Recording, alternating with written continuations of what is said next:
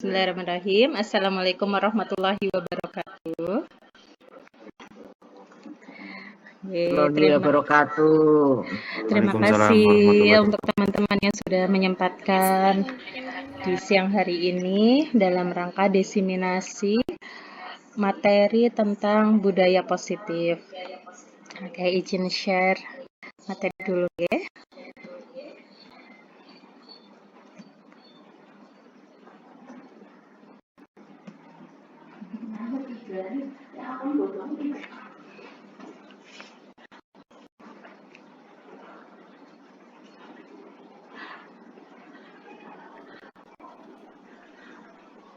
Oke, sudah terlihat?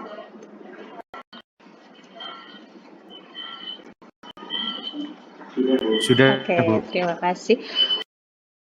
Kali ini kita akan bahas mengenai budaya positif yang ada di modul 1.4.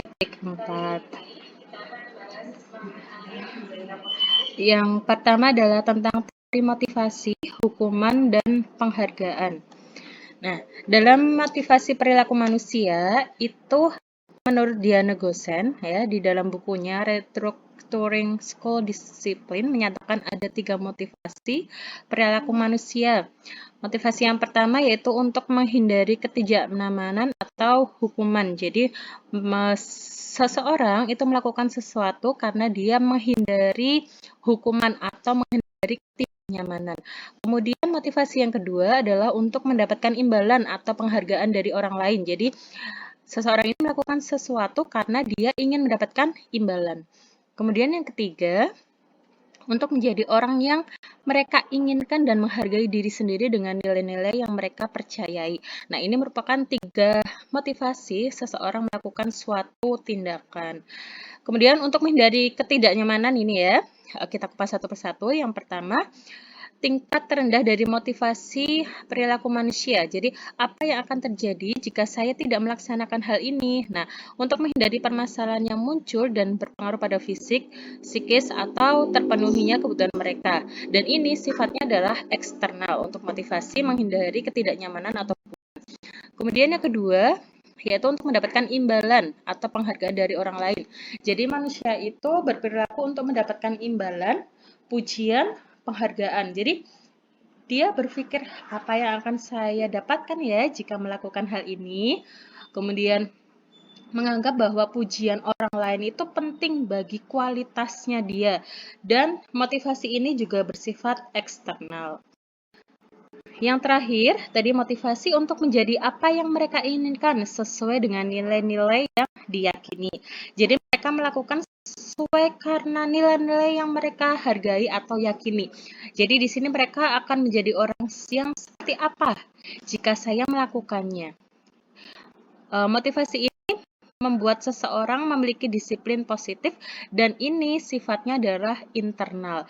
Jadi titik tertinggi motivasi seseorang melakukan suatu perbuatan adalah ketika mereka menjadi apa yang mereka inginkan sesuai dengan nilai-nilai yang diyakini dan motivasi internal inilah yang paling penting sebenarnya yang harus dimiliki oleh setiap orang karena ini yang paling kuat mendasari seseorang melakukan sesuatu dibanding yang eksternal karena kita tidak bisa selamanya itu bergantung gitu ya bergantung dari orang lain untuk memunculkan motivasi kita. Next ke hukuman, konsekuensi, dan restitusi.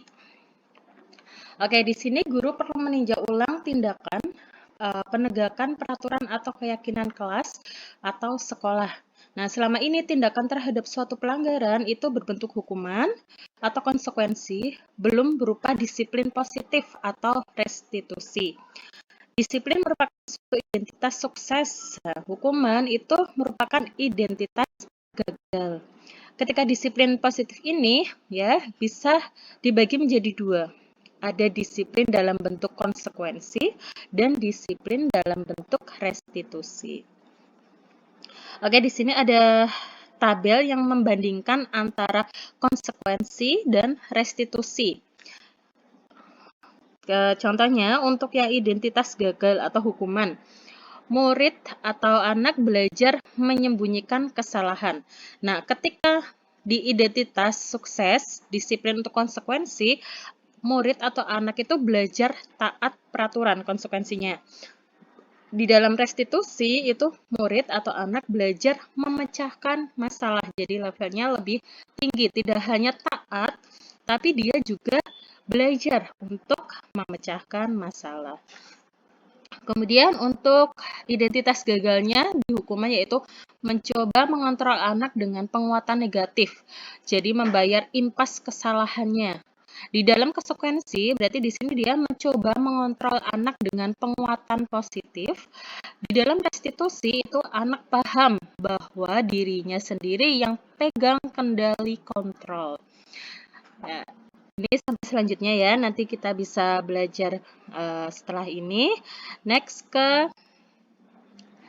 ini ada kata-kata dari Alficon ya, saat kita berulang kali menjanjikan hadiah kepada anak-anak agar berperilaku bertanggung jawab, atau kepada seorang murid agar mempelajari sesuatu yang baru, atau kepada seorang karyawan agar melakukan pekerjaan yang berkualitas, kita sedang berasumsi mereka tidak melakukannya atau mereka tidak akan memilih untuk melakukannya. Jadi iming-iming hadiah, kemudian iming-iming mungkin kita sebagai pekerja ada bonus dan sebagainya, ya. Itu sebenarnya yang sedang memberikan iming-iming itu sedang berasumsi bahwa mereka itu tidak dapat melakukan, mereka tidak akan memilih untuk melakukannya. Seperti itu.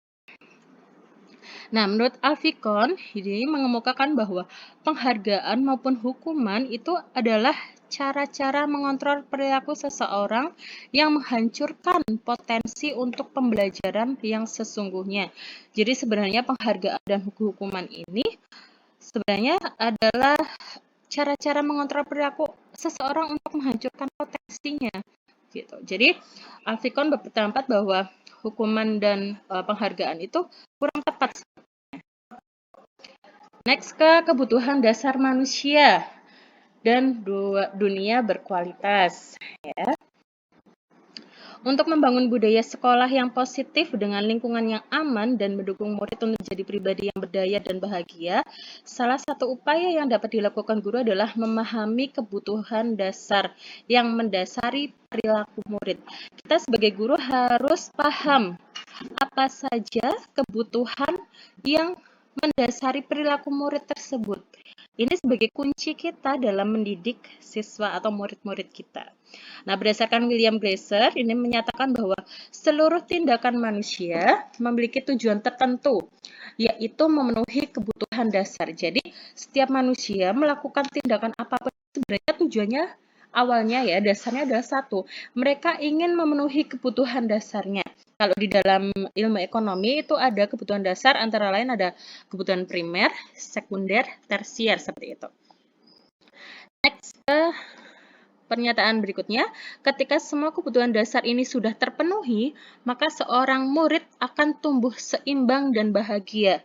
Ketika kita mengetahui apa sih kebutuhan dasar mereka, nah mereka itu dan kita bisa memenuhi kebutuhan dasar itu, mereka bisa tumbuh seimbang dan bahagia. Ketika kebutuhan dasar tidak terpenuhi, bagaimana ketika mereka tidak terpenuhi kebutuhan dasarnya gitu ya? Maka murid akan mengalami emosi negatif. Emosi negatif di sini antara lain ada kecewa, bosan, sedih, atau bahkan melakukan tindakan yang bertentangan dengan peraturan. Jadi mereka melanggar suatu peraturan dan sebagainya. Kemudian perilaku buruk anak karena respon dari tidak terpenuhinya salah satu kebutuhan dasarnya. Gitu ya. Efek ketika tidak terpenuhi kebutuhan dasar. Next, ke apa saja kebutuhan dasar manusia? Nah, secara umum ada 5 kebutuhan dasar manusia. Yang pertama adalah kebutuhan untuk bertahan hidup atau survival. Jadi, pertama kali manusia itu ya membutuhkan suatu ketahanan untuk bertahan hidup begitu. Kebutuhan yang kedua adalah kebutuhan untuk merasa diterima atau istilahnya adalah love and belonging. Di sini siswa ya manusia itu juga butuh untuk merasa diterima oleh lingkungan sekitar, diterima oleh keluarga, diterima oleh masyarakat, teman dan sebagainya. Kemudian kebutuhan yang ketiga adalah kebutuhan akan kebebasan atau freedom. Nah, di sini tapi dalam tanda kutip kebebasan yang tetap sesuai dengan norma dan aturan yang berlaku. Jadi bukan bebas yang tanpa aturan sama sekali, itu akan mengacaukan ya. Kemudian yang keempat adalah kebutuhan akan kesenangan atau fun gitu. Itu juga salah satu bentuk kebutuhan dasar manusia. Kita healing gitu ya. Kemudian kita jalan-jalan mungkin atau melakukan kesenangan kita itu merupakan salah satu bentuk untuk memenuhi kebutuhan, salah satu kebutuhan dasar kita manusia, yaitu kebutuhan akan kesenangan. Kemudian yang terakhir adalah kebutuhan akan penguasaan atau power. Jadi di sini juga setiap orang mungkin berbeda ya porsinya untuk kebutuhan akan penguasaan. Ada yang mungkin mereka ingin punya power yang kuat, ada yang aku cukup di manut saja, makmur, itu juga ada. Next ke posisi kontrol. Oke, posisi kontrol ini menggambarkan diri kita, seorang pendidik, seorang guru, dalam mengontrol murid-murid kita. Di sini suatu program disiplin positif yang berpusat pada murid yang dikembangkan oleh Dian Goosen dengan pendekatan restitusi. Nah, melalui risetnya, berkesimpulan bahwa ada 5 posisi kontrol yang diterapkan oleh seorang guru, orang tua, ataupun atasan dalam melakukan kontrol. Jadi nanti setelah kita mempelajari materi ini, diharapkan teman-teman semua akan tahu posisi kontrol aku sebagai guru yang mana nih, posisi kontrol aku sebagai orang tua di posisi mana nih, gitu ya. Kita kupas satu persatu. Untuk 5 posisi kontrol, yang pertama adalah sebagai penghukum, yang kedua adalah pembuat rasa bersalah, 3 teman, keempat pemantau, dan yang kelima adalah manajer. Apa perbedaan dari 5 posisi kontrol ini? Mari kita lihat bersama. Yang pertama adalah posisi penghukum. Oke, jadi seorang penghukum itu bisa menggunakan hukuman fisik maupun verbal. Orang-orang yang menjalankan posisi penghukum itu senantiasa mengatakan bahwa sekolah memerlukan sistem atau alat yang dapat lebih menekan murid-murid lebih dalam lagi. Guru-guru yang menerapkan posisi penghukum akan berkata begini, patuhi aturan saya, atau awas, gitu. Atau kamu selalu saja salah.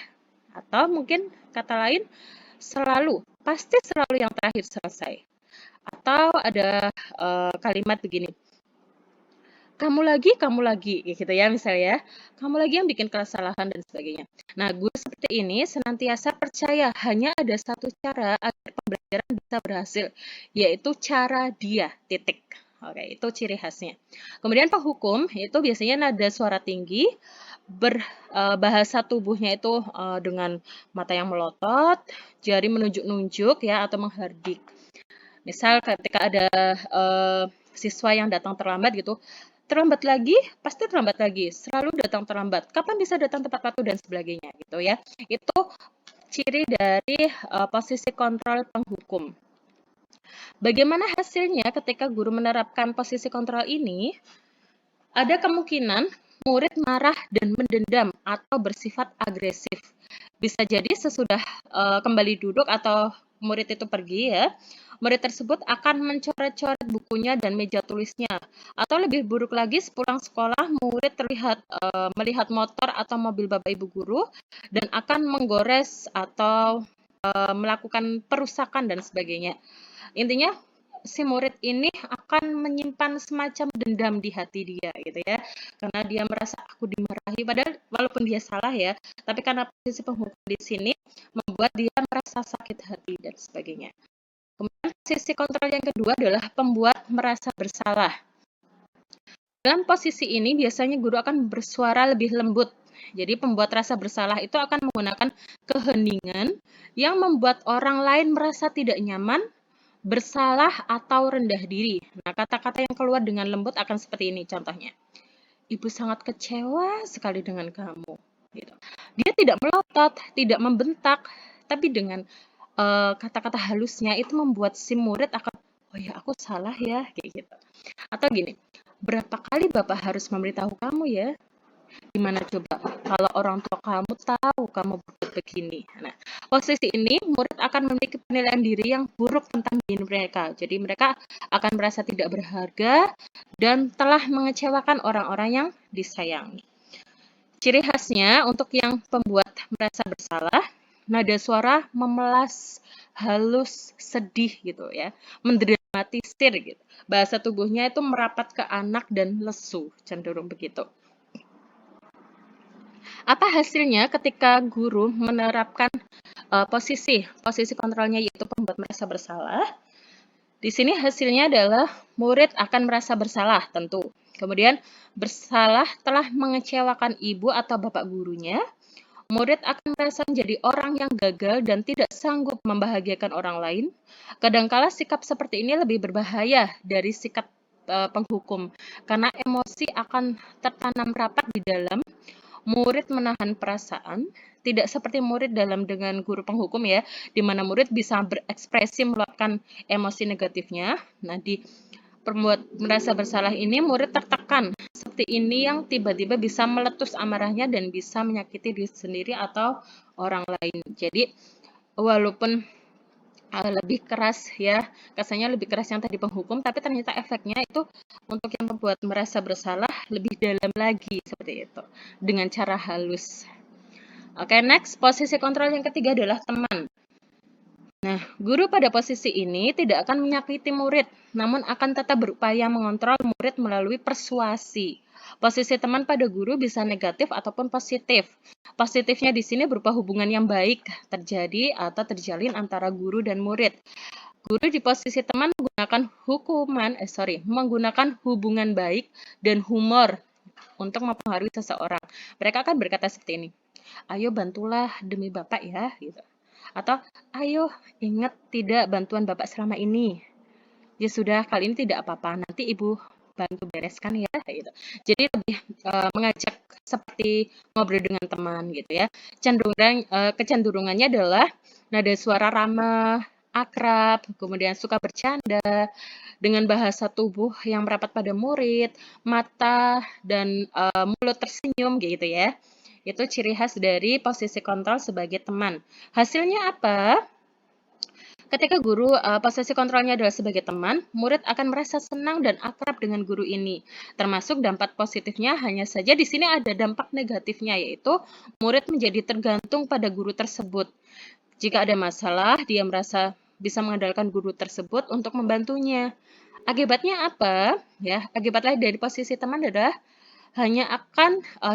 si murid ini hanya akan berbuat sesuatu bila yang menyuruh adalah guru tersebut dan belum tentu berlaku sama dengan guru yang lain. Jadi kalau perintah oleh guru yang lain yang tidak memposisikan sebagai teman, si murid ini cenderung akan membangkang gitu.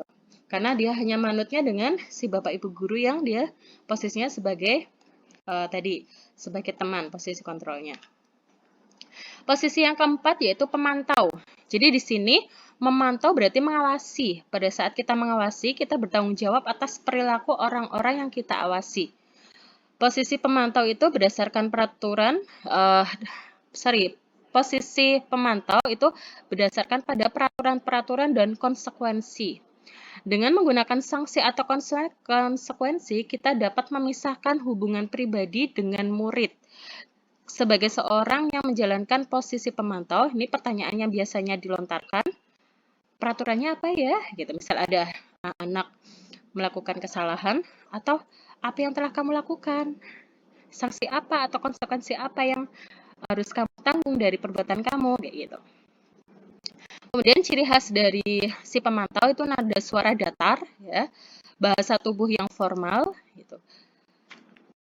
Kemudian di sini belum ditambahkan ya, ketika guru di posisi pemantau itu kita akan lebih mudah untuk mengatur siswa gitu ya. Tidak harus dengan hukuman, tidak harus dengan tadi yang sebagai teman yang bercanda dan sebagainya, tapi kita memantau nih gerak-gerik si murid bagaimana.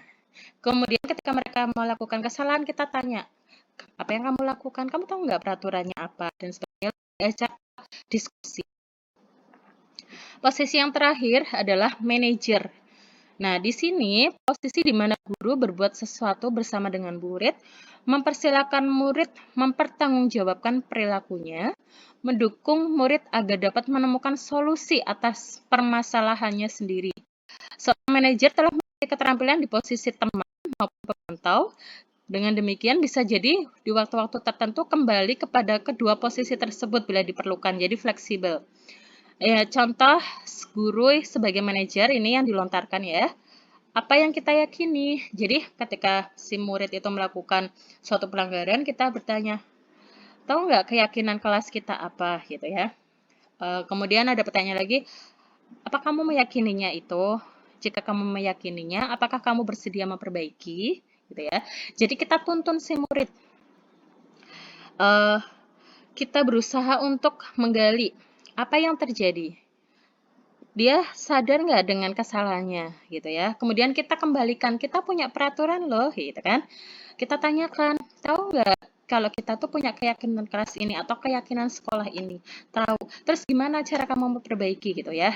Seorang manajer itu kan dia harus bisa mengkontrol ya, kemudian mengatur, mengawasi itu fungsi-fungsi manajemen. Kemudian dalam praktik penerapan disiplin sehari-hari, kita akan kembali ke posisi teman atau pemantau karena murid yang ditangani belum siap diajak berdiskusi atau diundang melakukan restitusi. Namun perlu disadari, tujuan akhir dari 5 posisi kontrol guru adalah pencapaian posisi manajer, di mana di posisi inilah murid dapat menjadi pribadi yang mandiri, merdeka, bertanggung jawab atas segala perilaku dan sikapnya, yang pada akhirnya dapat menciptakan lingkungan positif, nyaman, dan aman. Jadi, tidak harus kita selalu di posisi penghukum atau tidak harus kita selalu di posisi manajer seperti itu. Jadi kita fleksibel. Kalau siswa ini belum bisa diajak untuk menjalankan segitiga restitusi itu ya tadi seorang manajer, kita bisa sebagai posisi teman dulu atau biar dia paham atau tahu nih tentang kesalahannya, kita ajak ngobrol dia tadi ya sebagai pemantau dulu gitu. Jadi tidak harus menangani masalah selalu dengan posisi manajer. Jadi fleksibel, kita tahu kondisi siswa bisa diajak diskusi atau tidak saat itu. Begitu kurang lebihnya, terima kasih teman-teman. Untuk sesi berikutnya, yaitu sesi tanya jawab, mungkin ada yang ingin ditanyakan oleh teman-teman semua. Boleh angkat tangan.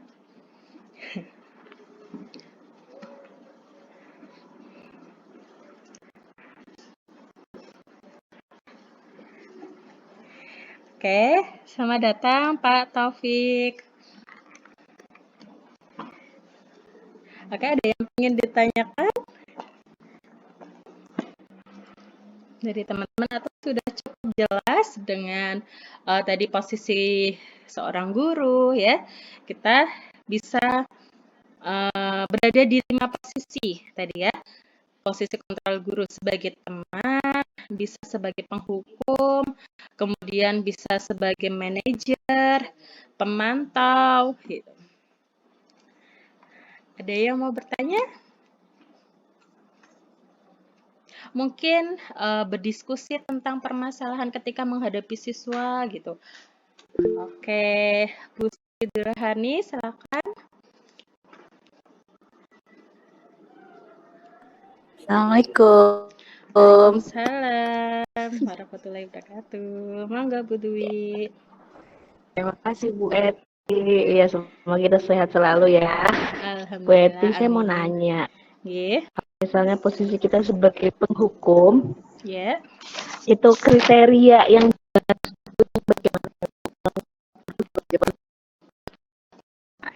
Oke, itu terima aja. kasih.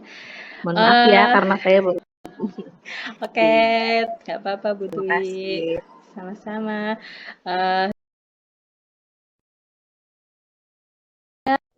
Kita itu posisi kontrol guru sebagai penghukum, gitu ya. Tadi untuk kontrol yang pertama sekali yaitu penghukum. Jadi ketika seorang guru itu di posisi penghukum, dia akan menggunakan hukuman fisik maupun verbal dalam penanganan siswa. Jadi ketika murid ini melakukan suatu kesalahan, dia cenderung untuk menggunakan hukuman fisik maupun verbal. Kemudian dari bahasa tubuhnya, ya, dia akan berbicara dengan nada suara yang tinggi, kemudian berbahasa tubuh mata yang melotot, kemudian jari yang menunjuk-nunjuk atau menghardik. Itu untuk bahasa tubuh ketika seorang guru ini posisi kontrolnya sebagai penghukum. Seperti itu, Bu Dwi.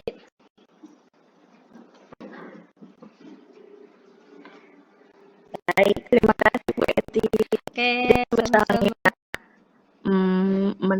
menurut Bu Eti, bagaimana nih kita berada di posisi yang bagaimana kalau kita menemukan siswa yang misalnya melanggar aturan, misalnya tentang kedisiplinan, atau misalnya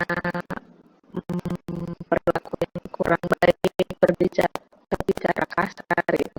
Kita berada di posisi yang apa, Bu? Oke, terima kasih. Untuk posisi kontrol guru, itu kan ada 5 ya. Dan sebenarnya yang diharapkan itu posisi kontrol guru adalah sebagai manajer, di mana kita itu bisa mengarahkan gitu, menuntun, mengarahkan dan membantu siswa itu untuk menemukan solusi untuk memperbaiki kesalahannya. Itu bisa dilalui dengan tahapan-tahapan namanya adalah segitiga restitusi. Di dalam segitiga restitusi itu ada beberapa langkah yang harus kita lewati. Yang pertama adalah menstabilkan identitas. Di dalam menstabilkan identitas itu, kita ngobrol nih sama murid. Gak apa-apa, kamu telah melakukan kesalahan ini dan kamu sudah meminta maaf. Setiap orang itu pernah kok berlaku salah atau pernah melakukan suatu kesalahan. Dan mereka tentu punya kesempatan untuk memperbaiki. Jadi kita menstabilkan identitasnya anak. Kemudian, memvaliditas tindakan yang salah. Kita tanya, kesalahan yang dia lakukan itu apa, biar dia sadar sendiri gitu. Kemudian setelah si murid ini menceritakan kesalahannya, dia tahu, sadar akan kesalahannya, kita arahkan ke menanyakan keyakinan atau keyakinan kelas kan masih istilahnya masih asing ya, atau istilah lain dari keyakinan kelas adalah peraturan. Jadi gini, kita meng-cross check. Dia udah sadar nih salahnya apa, baru kita cross check-kan. Kamu tahu kan di sekolah kita ada peraturan begini-begini. Nah, dia tahu. Terus gimana? Apa usaha yang bisa kamu lakukan untuk memperbaiki kesalahan kamu? Harapannya seperti itu. Cuma dalam prakteknya itu kan kita berproses ya sebagai seorang guru, tidak semata-mata seketika gitu langsung bisa menjadi posisi kontrol sebagai seorang manajer. Kita berproses pelan-pelan gitu. Kalau kita masih di tahapnya adalah sebagai seorang penghukum, oke, nggak apa-apa. Nanti suatu ketika si posisi penghukum ini juga akan belajar ya, seiring berjalannya waktu, bagaimana cara menangani siswa dan sebagainya. Atau aku baru bisanya sebagai seorang teman, aku suka bercanda dengan murid-murid aku gitu. Oke, nggak apa-apa, kamu maksimalkan cara pengontrol itu tadi ya, posisi kontrol guru sebagai teman untuk mendekati siswa, dan itu juga ada poin plusnya seperti itu. Jadi siswa lebih terbuka kepada kita, kemudian siswa juga lebih gampang untuk kita arahkan atau kita atur. Nah, tapi tetap harapannya adalah seorang guru ada di posisi kontrol sebagai seorang manajer.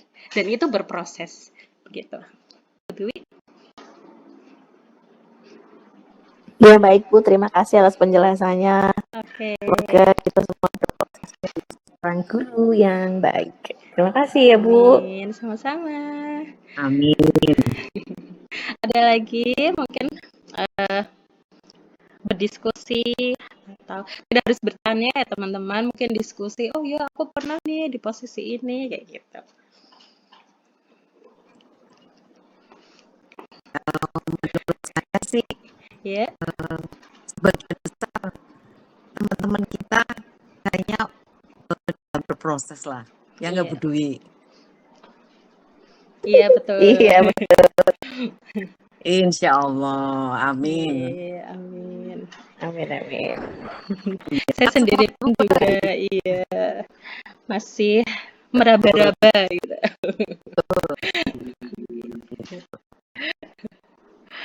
Kayak ada lagi yang ingin bertanya? Kalau tidak ada, saya rasa cukup untuk siang hari ini. Terima kasih sekali untuk teman-teman yang sudah meluangkan waktunya di weekend kali ini, mungkin masih dengan keluarga gitu ya, kumpul dengan keluarga, masih mau mengikuti diseminasi siang hari ini. Semoga apa yang kita dapatkan bermanfaat. Kedepannya kita berproses menjadi seorang pendidik yang jauh lebih baik lagi. Gitu nggih. Terima kasih. Maaf Amin. apabila salah kata. Wassalamualaikum Iya, amin, amin. warahmatullahi wabarakatuh. Waalaikumsalam. Waalaikumsalam. Happy Sehat-sehat semua. weekend. Weti, terima kasih teman-teman. Ye. Apa? Izin keluar, izin leave. Monggo. Iya.